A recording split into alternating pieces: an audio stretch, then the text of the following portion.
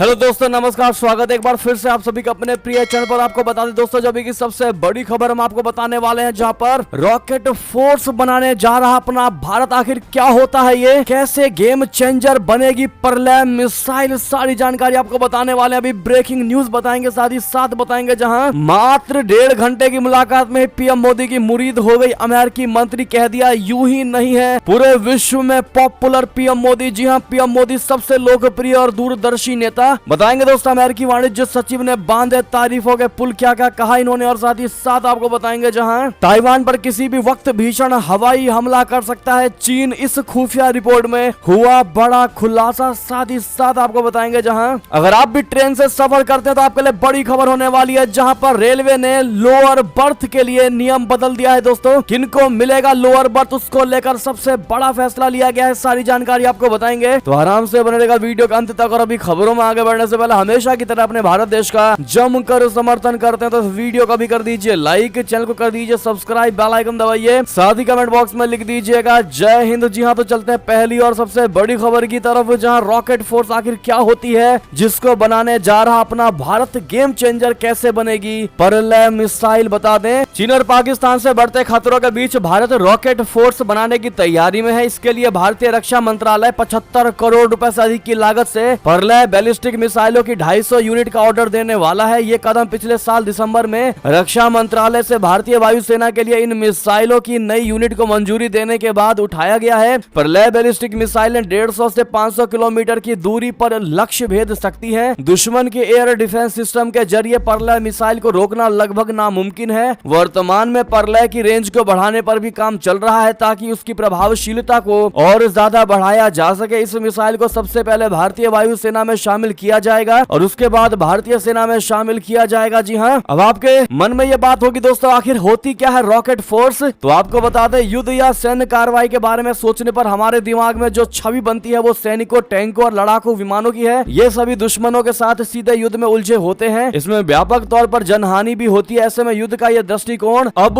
अप्रचलित होता जा रहा है। भविष्य के युद्धों में तेजी से और निर्णायक रूप से जमीन पर सैनिकों को तैनात किए बिना दुश्मन के सामरिक और सैन्य अड्डों को तगड़ी चोट पहुंचाने के लिए नए नए उपाय खोजे जा रहे हैं। उनमें से ही ये एक तरीका मिसाइलों के जरिए होने वाला है। मिसाइल लंबी दूरी तक बिना जनहानि के प्रभावी तरीके से हमला करने में सक्षम है। ऐसे में दुनिया भर के शक्तिशाली देश अब सेना के अलग रॉकेट फोर्स का गठन कर रहे हैं। रॉकेट फोर्स देश की मिसाइलों को ऑपरेट करती है। इनका प्रमुख काम सेना, वायुसेना और नौसेना के साथ मिलकर दुश्मन के ठिकाने पर हमले का अंजाम देना है। भारत में अभी तक रॉकेट फोर्स का काम कोर ऑफ आर्टिलरी करती है। इसमें टैंक, तोप और मिसाइलें भी शामिल। आशा करता हूं दोस्तों आपको इन्फॉर्मेशन अच्छी लगी होगी। अच्छी लगी है तो वीडियो को लाइक जरूर कर दीजिएगा। बात करते हैं अगली खबर की, जहां पीएम मोदी सबसे लोकप्रिय और दूरदर्शी नेता। जी हां, सिर्फ 1.5 घंटे की मुलाकात में ही पीएम मोदी की मुरीद हो गई अमेरिकी मंत्री। कहा यूं ही नहीं सबसे पॉपुलर, बता दें। अमेरिका की वाणिज्य मंत्री जीना रायमोंडो ने प्रधानमंत्री नरेंद्र मोदी के साथ अपनी हालिया बैठक को याद करते हुए कहा कि भारत और अमेरिका आर्टिफिशियल इंटेलिजेंस क्रांति का नेतृत्व करेंगे। मार्च में भारत के दौरे पर आए रायमोंडो ने कहा कि मैंने संस्कृति, परंपरा और उत्सव के मामले में एक सर्वश्रेष्ठ भारत को देखा था।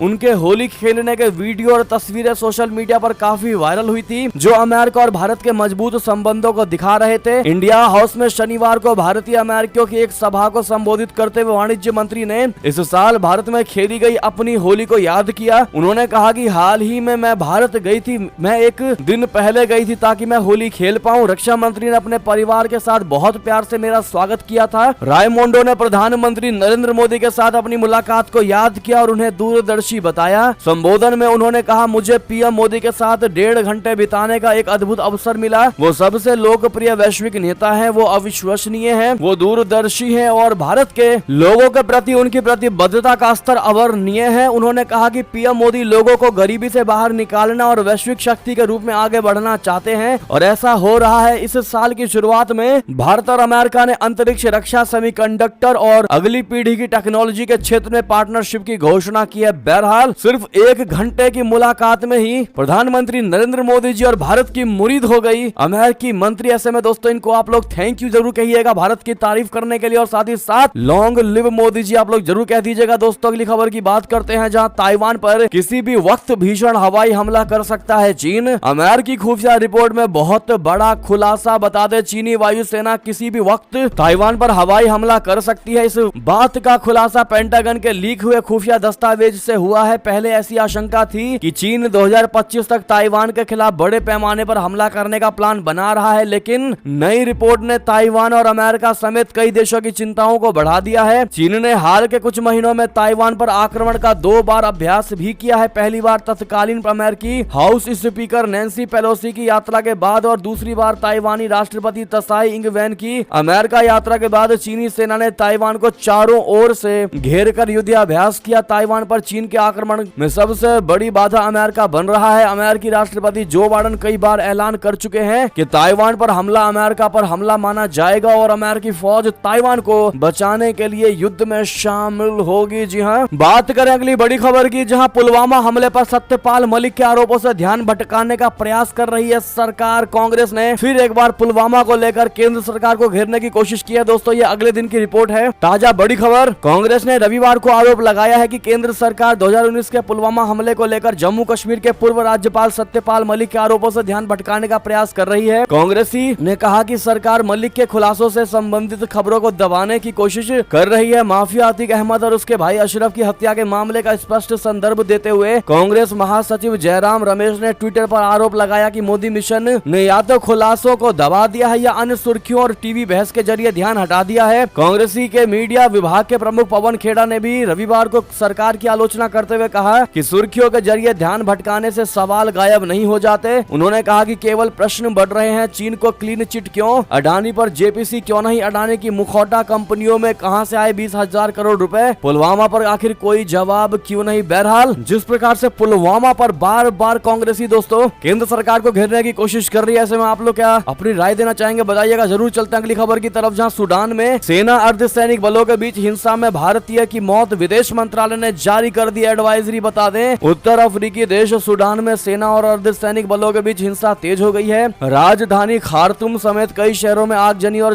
गोलीबारी की घटनाएं सामने आ रही हैं। गृह युद्ध के बीच सूडान हिंसा में अब तक कम से कम 56 लोगों की मौत हुई है, जबकि 590 से ज्यादा घायल बताए जा रहे हैं। राजधानी खार्तूम में एक भारतवंशी की भी मौत हो गई है। इस घटना का भारत सरकार ने संज्ञान लिया है। विदेश मंत्री जयशंकर जी ने रविवार को सूडान के खार्तूम में एक कंपनी में काम करने वाले एक भारतीय नागरिक की मौत पर दुख व्यक्त किया। साथ ही भारत सरकार ने सूडान में रह रहे भारतीय और सूडान जाने वालों के लिए एडवाइजरी भी जारी कर दी है। जी हाँ, साथ ही साथ दोस्तों बात करते हैं बहुत बड़ी खबर की, जहां चीन को पछाड़कर अब अमेरिका बना भारत का सबसे बड़ा व्यापारिक साझेदार। भारत का अमेरिका से व्यापार पिछले वित्त वर्ष यानी 2022-23 में सबसे ज्यादा हुआ है, जिस कारण अमेरिका भारत का सबसे बड़ा व्यापारिक साझेदार यानी America business partner of America बन गया है। दोनों देशों के बीच इस दौरान 128.55 अरब डॉलर का व्यापार हुआ। ये बताता है कि दोनों देशों में आर्थिक संबंध और मजबूत हुए हैं। तो वहीं इस मामले में चाइना दूसरे नंबर पर पहुंच गया है। कॉमर्स मिनिस्ट्री के आंकड़ों के अनुसार भारत और अमेरिका के बीच द्विपक्षीय व्यापार 2022-23 में 7.65% बढ़ोतरी के साथ 128.55 अरब डॉलर हो गया है। ऐसे में आपकी जो भी निजी राय होने वाला हो कमेंट में लिखकर अवश्य बताइएगा दोस्तों। लेकिन मेरा भारत आत्मनिर्भर भारत कहना मत भूलिएगा। अगली खबर की बात करते हैं, जहां इजराइल में फिर सड़कों पर उतरे हजारों लोग, झंडों पर लिखा चलो डेमोक्रेसी बचाएं। बता दें, इजराइल में फिर से प्रधानमंत्री बेंजामिन नेतन्याहू के खिलाफ हजारों लोग सड़कों पर उतर आए और शनिवार देर रात उन्होंने राजधानी तेल अवीव में प्रदर्शन किया। प्रदर्शनकारियों ने जिन झंडों का विरोध प्रदर्शन के दौरान लहराया, उन पर लोकतंत्र को बचाने वाले नारे लिखे हुए हैं। पूरे देश में पिछले 15 हफ्तों से विरोध प्रदर्शन चल रहा है। दरअसल 27 मार्च को देश के प्रधानमंत्री बेंजामिन नेतन्याहू ने संसद में कानूनी बदलावों पर होने वाली चर्चा पर रोक लगा दी थी, जिसके बाद फिर से ये विरोध सुलग उठा है। प्रदर्शनकारियों ने चलो डेमोक्रेसी बचाएं स्लोगन लिखे झंडों को दिखाया और प्रदर्शन किया। तो वहीं एएफपी के जर्नलिस्ट ने प्रदर्शनों के दौरान स्मोक बम और फ्लेयर्स की दागी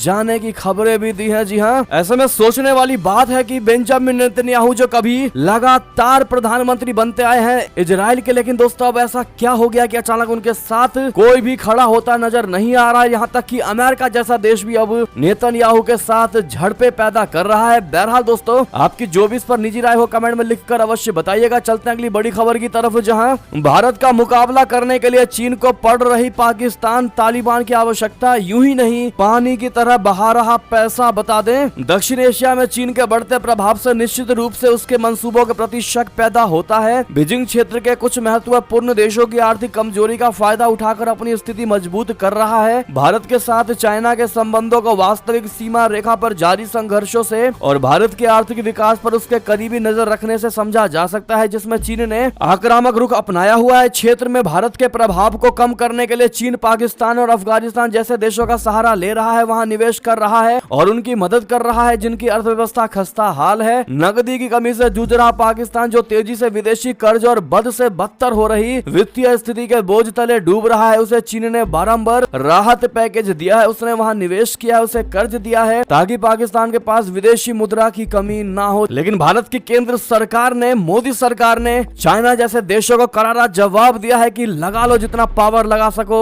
और बना लो जैसी भी प्लानिंग बना सको और हर चीज को हम तुम्हारे नाकामयाब करेंगे अगर भारत के विरोध में कोई कार्य होता है तो। बहरहाल आपकी जो भी निजी राय हो दोस्तों कमेंट में लिखकर अवश्य बताइएगा। चलते अगली खबर की तरफ, जहां नेपाल के प्रधानमंत्री की भारत यात्रा फिर टल गई। अब इस महीने खास समझौता करने नई दिल्ली आएंगे प्रचंड। बता दें प्रधानमंत्री पुष्प कमल दहल की बहुचर्चित भारत यात्रा मई तक टल गई है। हालांकि भारत ने उनकी यात्रा की तारीख के बारे में बता दिया है लेकिन अभी तक इसका खुलासा नहीं हुआ है। दोनों पक्षों का कहना है कि जब तक कुछ एजेंडे को ठोस रूप नहीं मिल जाता तब तक तारीख की घोषणा नहीं की जाएगी। नेपाली अखबार काठमांडू पोस्ट ने लिखा कि भारतीय पक्ष की ओर से संकेत दिया गया है जिसके बाद मई के पहले पखवाड़े में यात्रा कभी भी हो सकती है। अधिकारी दोनों देशों के बीच होने वाले प्रमुख समझौतों को अंतिम रूप दे रहे हैं। प्रधानमंत्री के मुख्य राजनीतिक सलाहकार हरिबोल गुजराल ने कहा कि नए विदेश मंत्री के शपथ लेने के बाद प्रधानमंत्री यात्रा को गति मिल सकती है। उन्होंने कहा हमें उम्मीद है कि मई के मध्य से पहले यात्रा होगी। नेपाली कांग्रेस के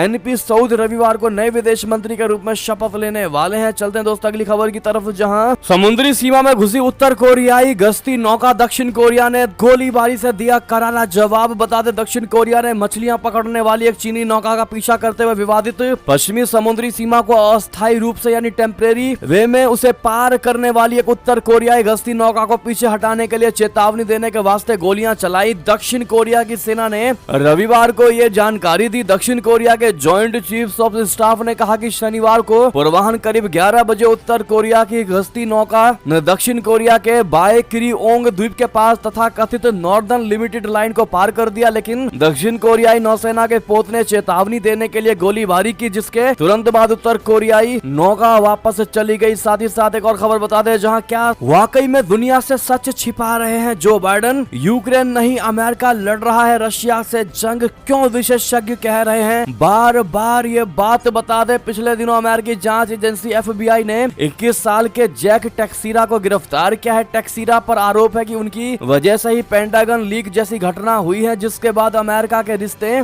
दोस्तों के साथ भी खराब हो गए हैं। पेंटागन लीक में कई ऐसी अहम जानकारियां सामने आई है जो चौंकाने वाली है। तो वहीं अमेरिका के रक्षा और राजनीतिक विशेषज्ञों की माने तो ये पूरा मामला इससे जुड़ा नहीं है कि पेंटागन से अहम दस्तावेज लीक कैसे हो गए या किसने कर दिए, बल्कि सवाल दस्तावेजों में जो जानकारियां हैं उस पर होना चाहिए। उनका कहना है कि इन डॉक्यूमेंट्स में रशिया और यूक्रेन के युद्ध से जुड़ी कई ऐसी जानकारियां हैं जो राष्ट्रपति जो बाइडेन के प्रशासन की अक्षमता और उसकी बेईमानी को दर्शाती है। बहरहाल दोस्तों अगर आपसे ये सवाल पूछा जाए क्या वाकई में यूक्रेन को अमेरिका ही भड़का रहा है रशिया से युद्ध लगातार लड़ने के लिए, तो आप लोग क्या जवाब देंगे दोस्तों कमेंट में लिखकर जरूर बताइएगा और वीडियो को शेयर करना मत भूलिएगा व्हाट्सएप फेसबुक पर ताकि हर कोई इसका जवाब दे सके। चलते हैं अगली खबर की तरफ, जहां G7 में भारत ने अमीर देशों से कार्बन उत्सर्जन कटौती में तेजी करने का किया आह्वान। बता दें 7 अमीर देशों के समूह G7 के ऊर्जा और पर्यावरण मंत्रियों ने स्वच्छ एवं नवीनीकरणीय ऊर्जा की ओर तेजी से कदम बढ़ाने का आह्वान किया, लेकिन कोयला आधारित ऊर्जा संयंत्रों को बंद करने के लिए कोई समय सीमा तय नहीं की गई। G7 देशों के नेताओं ने रविवार को 2 दिवसीय वार्ता संपन्न की। G7 अधिकारियों ने उत्तरी जापान के सोपोरा शहर में वार्ता के बाद एक विज्ञप्ति जारी की। 36 पृष्ठों का यह दस्तावेज मई में होने वाले G7 शिखर सम्मेलन से पहले तैयार किया गया है। जापान को अपनी खुद की राष्ट्रीय ऊर्जा रणनीति के लिए G7 देशों से समर्थन मिला। अगली खबर की बात करते हैं, जहां दुनिया की सबसे बड़ी तेल कंपनी अरामको की हिस्सेदारी में हुआ सबसे बड़ा बदलाव। प्रिंस मोहम्मद बिन सलमान ने किया ऐलान। जी हां, सऊदी अरबिया की प्रमुख तेल कंपनी सऊदी अरामको की 4% हिस्सेदारी सऊदी सरकार ने सरकारी संपदा कोष की अनुषंगी के सुपुर्द कर दी है। सऊदी अरबिया के शहजादा मोहम्मद बिन सलमान ने रविवार को यह घोषणा की। सऊदी शहजादे के इस ऐलान की जानकारी सरकार संचालित सऊदी प्रेस एजेंसी ने दी। इस फैसले के बाद सनाबिल इन्वेस्टमेंट्स के नाम से जाने जाने वाली वाली सऊदी अरेबियन इन्वेस्टमेंट कॉर्पोरेशन को हिस्सेदारी भेज दी गई। साथ ही साथ दोस्तों अगली खबर की बात करते हैं, जहां टीटीपी के सिर पर अफगान तालिबान का हाथ मिलकर कर रहे पाकिस्तान सैनिकों पर हमले,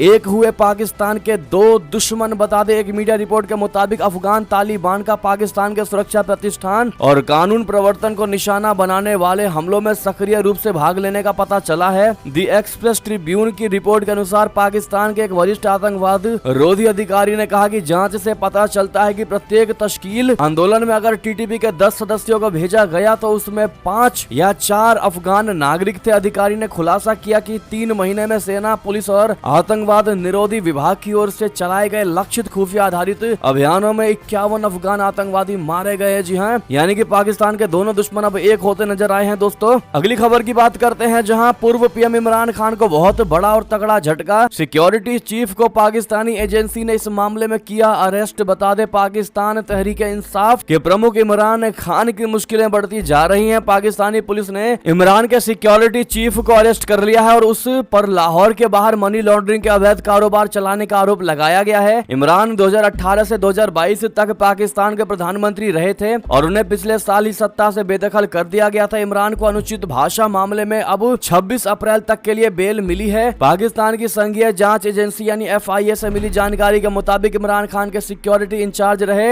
इफ्तिखार रसूल घुम्मन को एंटी मनी लॉन्ड्रिंग सेल यानी AMLC ने पकड़ा है। AMLC ने लाहौर के बाहर मनी लॉन्ड्रिंग के अवैध कारोबार में अत्यधिक शामिल रूप से सक्रिय रैकेट का भंडाफोड़ किया और उस रैकेट के 2 सदस्यों को भी गिरफ्तार करने का दावा किया। साथ ही साथ अगली खबर आपको बताते, जहां चीन के जासूसी गुब्बारों के बारे में पहले ही जानता था अमेरिका, पेंटागन के लीक हुए सीक्रेट डॉक्यूमेंट से बहुत बड़ा खुलासा। बता दें, अमेरिकी खुफिया विभाग द्वारा जुटाए गए बेहद गोपनीय दस्तावेज लीक हो गए हैं। उन दस्तावेजों से पता चलता है कि अमेरिका को चीन के जासूसी गुब्बारों के बारे में मालूम चल गया था। इसके अलावा उसे फरवरी 2022 से रशिया द्वारा यूक्रेन पर किए गए हमले के बाद या उसके हमले में तेजी के बीच चीन के ताइवान को लेकर रचे जाने वाले षड्यंत्र की भी भनक लग गई थी। अमेरिकी विभाग पेंटागन के ऐसे अहम खुफिया राज वाले गोपनीय दस्तावेज लीक करने के मामले में गुरुवार को अमेरिका के संघीय जांच ब्यूरो यानी FBI के अधिकारियों ने मैसाचुसेट्स एयर नेशनल गार्ड के एक सदस्य को गिरफ्तार किया है, जिसकी पहचान 21 वर्षीय जैक टेक्सेरा के रूप में की गई है। उसके आवास पर छापा मारकर और दस्तावेजों को जब्त करने की कार्रवाई की जा रही है। जैक टेक्सेरा साइबर सुरक्षा विभाग में काम करता था। पता चला है कि जैक एक ऑनलाइन गेमिंग चैट समूह का लीडर भी था और उसने गेमिंग चैट ग्रुप में ही फाइलें लीक की थी। साथ ही साथ अगली खबर आपको बता दें, जहां केंद्रीय मंत्री अमित शाह का बड़ा दावा, कर्नाटक में एक बार फिर सरकार बनाएगी भारतीय जनता पार्टी। जी हां, केंद्रीय गृह मंत्री अमित शाह ने रविवार को कहा कि कर्नाटक में भारतीय जनता पार्टी फिर से सरकार बनाएगी, जहां अगले महीने विधानसभा चुनाव होने हैं। दक्षिण गोवा में एक जनसभा को संबोधित करते हुए अमित शाह ने पहले गोवा और उत्तराखंड जैसे छोटे राज्यों में भाजपा की जीत पर कांग्रेस अध्यक्ष मल्लिकार्जुन खड़गे के बयान को लेकर उन पर कटाक्ष किया। उन्होंने ये भी कहा कि राहुल गांधी ने कांग्रेस पार्टी के लिए पूर्वोत्तर राज्यों में हुए चुनाव में प्रचार किया, जहां पार्टी का सफाया हो गया। शाह ने कहा कि जब हमने गोवा और उत्तराखंड में चुनाव जीते तो कांग्रेसी नेता मल्लिकार्जुन खड़गे ने कहा कि वे छोटे राज्य हैं, लेकिन उन्हें यह समझना चाहिए कि छोटे राज्य देश के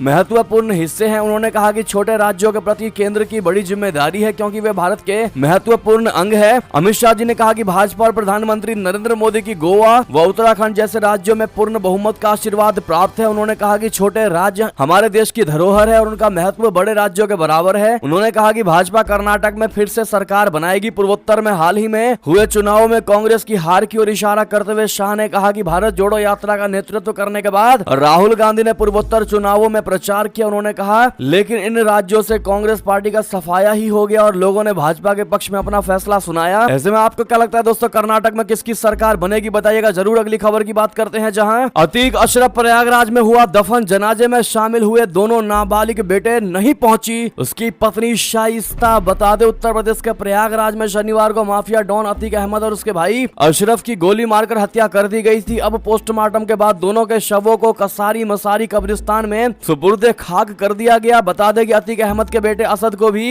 एनकाउंटर के बाद यहीं दफनाया गया था। अतीक के दोनों नाबालिग बेटों ने कब्रिस्तान पहुंचकर अपने पिता और चाचा को अंतिम विदाई दी। दोनों नाबालिग बेटे बाल सुधार गृह में हैं। जिस एम्बुलेंस से अतीक और अशरफ की बॉडी को कब्रिस्तान लाया गया था, उसी एम्बुलेंस में उसके दोनों बेटे भी वहां पहुंचे। वहीं अतीक के भाई अशरफ की दोनों बेटियां भी कब्रिस्तान पहुंची और आखिरी बार अपने पिता को देखा। अतीक और अशरफ के जनाजे की नमाज में केवल करीबी रिश्तेदारों को ही शामिल होने की इजाजत दी गई गई थी। इस दौरान कब्रिस्तान में सुरक्षा के कड़े इंतजाम किए गए थे। अतीक और अशरफ के जनाजे में बुर्के वाली महिलाओं पर पुलिस की खास निगाहें थी। पुलिस को आशंका थी कि शाइस्ता अंतिम बार अपने पति को देखने पहुंच सकती है। इस हालांकि ऐसा नहीं हुआ। शाइस्ता पति को मिट्टी देने कब्रिस्तान तक नहीं पहुंची। जी हाँ, साथ ही साथ आपको बताते जहां पर सिद्धू मूसेवाला के पिता ने कहा योगी सरकार गैंगस्टरों को खत्म कर रही है, भगवंत मान भी कुछ सीखे उनसे। बता दे दिवंगत पंजाबी गायक सिद्धू मूसेवाला के पिता बलकौर सिंह ने एक बार फिर उत्तर प्रदेश की योगी सरकार की तारीफ की। उन्होंने कहा कि भगवंत मान सरकार सुरक्षा व इंसाफ देने में बुरी तरह फेल हो चुकी है। पंजाब की जेलों में वीडियो बन रहे हैं लेकिन सरकार कोई कार्रवाई नहीं कर रही। यूपी सरकार लगातार गैंगस्टरों को खत्म कर रही है। मुख्यमंत्री भगवंत मान को भी कुछ सीखना चाहिए। वो भी तो सरकार है लेकिन भगवंत मान के पास इसका कोई जवाब नहीं है। रविवार को गांव मूसा में घर पहुंचे सिद्धू मूसेवाला के प्रशंसकों को वो संबोधित कर रहे थे। जी हाँ, बलकौर सिंह ने ये भी कहा कि पंजाब सरकार खौफ बना रही है कि सिद्धू मूसेवाला के कत्ल का